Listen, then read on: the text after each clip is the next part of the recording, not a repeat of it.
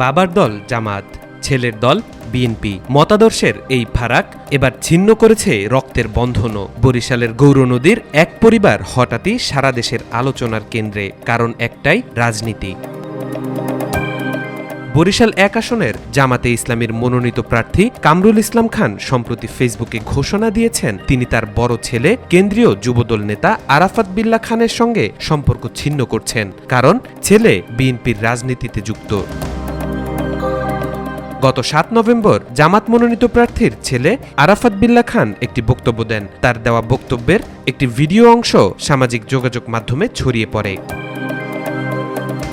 ভিডিওতে আরাফাত বিল্লাহকে বলতে শোনা যায়, আমার বাবা জামাত থেকে মনোনয়ন পেয়েছেন। কেউ যদি বলে আপনি যে বিমানে উঠেছেন সেই বিমানের পাইলট ইউটিউব দেখে বিমান চালানো শিখেছেন, তাহলে কি সেই বিমানে ভ্রমণ করবেন? জনতার একযোগে না ধ্বনির পর তিনি নিজেই জবাব দেন, কারণ তার কোনো প্রাতিষ্ঠানিক শিক্ষা নেই, কোনো অভিজ্ঞতাও নেই।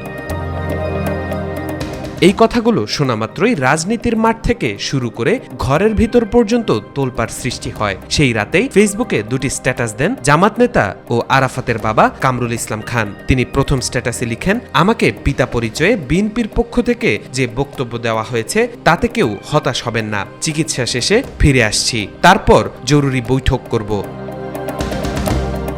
অল্প সময় পরেই আসে দ্বিতীয় পোস্ট, যেটি দেশের সংবাদ মাধ্যমে জায়গা করে নেয় শিরোনাম হিসেবে। তিনি বলেন, আমার বড় ছেলে আরাফাতকে শিবির করাতে পারেনি, আমি ব্যর্থ পিতা। আমার বড় ছেলে জামাতের বিরুদ্ধে বক্তব্য দেওয়ার জন্য ছেলের সঙ্গে সম্পর্ক ছিন্ন করলাম। বাংলাদেশের রাজনীতিতে পরিবার ভিত্তিক বিভাজন নতুন নয়, কিন্তু নির্বাচনের আগে এমন প্রকাশ্য সম্পর্ক বিচ্ছেদ বিরল। স্থানীয়ভাবে কেউ বলছেন এটি মতবিরোধের স্বাভাবিক ফল, আবার কেউ বলছেন রাজনীতি এখন রক্তের সম্পর্কের চেয়েও গভীর।